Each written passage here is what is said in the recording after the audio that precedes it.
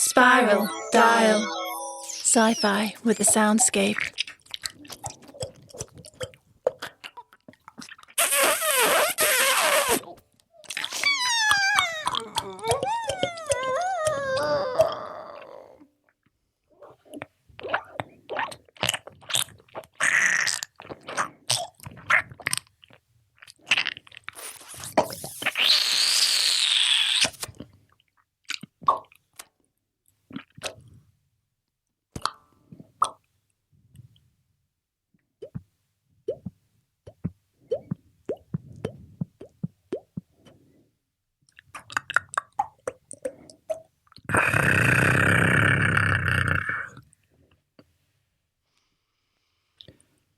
The radio went dead, without a single button being pressed. Jessica grabbed it and fiddled with the dials. Nothing. What are we going to do? Jessica was all on board with fixing things. But fixing the whole world in such a situation seemed a little overwhelming, even for her. Archie continued to sit on his cloud, filing his nails.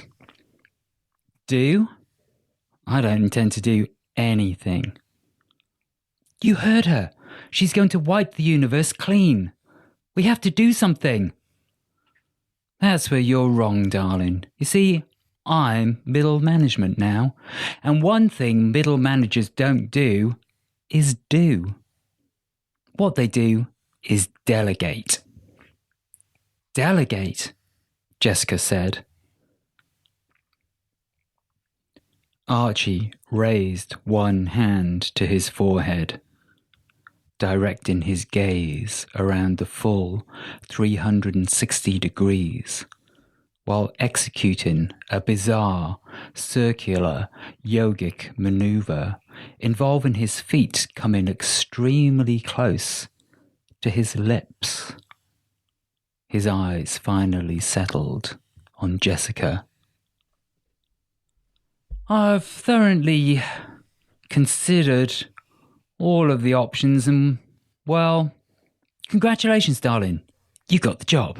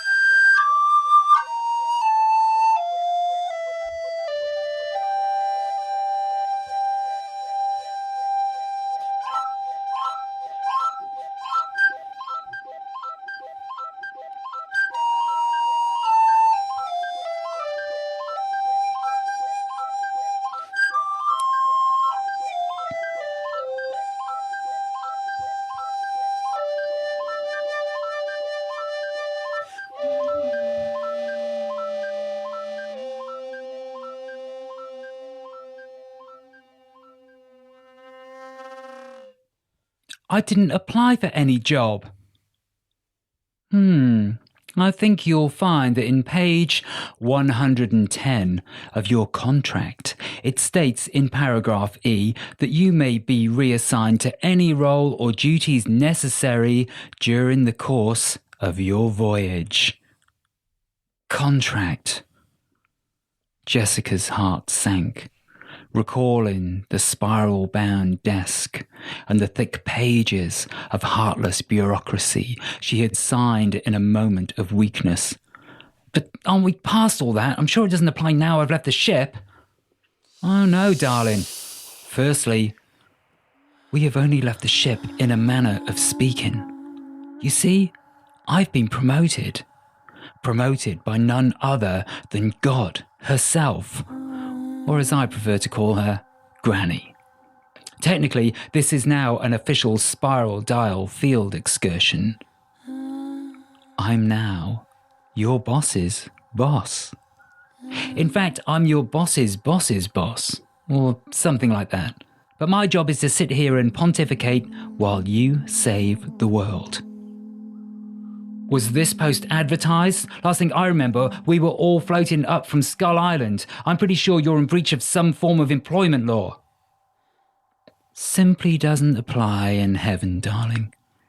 If you knew your Bible, you'd know that God can elevate anyone at any time she chooses.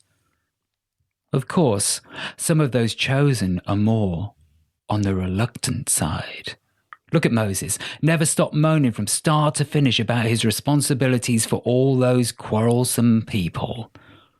Between you and me, I think God is a little tired of moaners like that. She wants someone who gets the job done. And I have full confidence in my minion's ability to do just that. Who are you calling a minion? Jessica folded her arms. We aren't planning on doing anything you tell us to do, are we, Pyrope? For the first time, she reached out to the mineral and found nothing. Pyrope? She patted down every limb of her body before searching the cloud for her mineral companion. Wisps of pink evaporating in her haste. Where is Pyrope?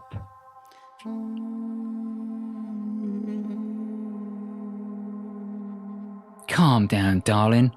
I told you. We've only been allocated one cloud for the time being. Got to justify our use of resources to the powers that be. As for the mineral, I can only assume that she headed on up with the cat. Headed on up? As in up there? Jessica raised her gaze heavenwards. There seemed to be an infinite distance above them. Streaks of pink and green clouds extended as far as the eye could see. How much do you actually know about clouds? Actually, quite a lot. When I was in the army, here she goes again. Archie stifled a yawn. We've not got time for tales of your military glory, or war crimes for that matter. Jessica flushed red. As I was saying, there are several levels of clouds in the atmosphere. The lowest usually consists of stratus and stratocumulus at around 2,000 meters.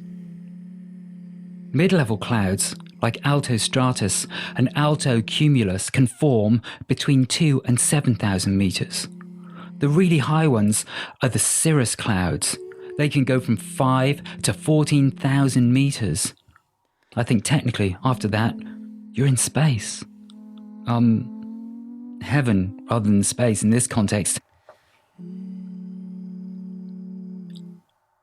As for the cumulonimbus cloud, that's the big one. They can extend all the way from the bottom to the very top. Do you really think that if we carry on heading up there, he said, pointing with both forefingers for emphasis, that we will end up in heaven? Jessica pondered this question. She hadn't really given much thought to the geographical location of God. God was just a character in a story, not an embodied being. Exactly, Archie said. There's really no way of knowing where God is. Just because we're on a cloud doesn't mean that up is above us. Up could be anywhere at all. What I can tell you, though, is that on the way to this rather precarious position, I was lucky enough to receive an unexpected visitor of the divine kind. So, you saw God? Not saw exactly. I just had a moment of realization. Think about it. We're talking about clouds. What cloud are we sitting on? right now. You said it was cumulonimbus. That's right. And what do cumulonimbus clouds do?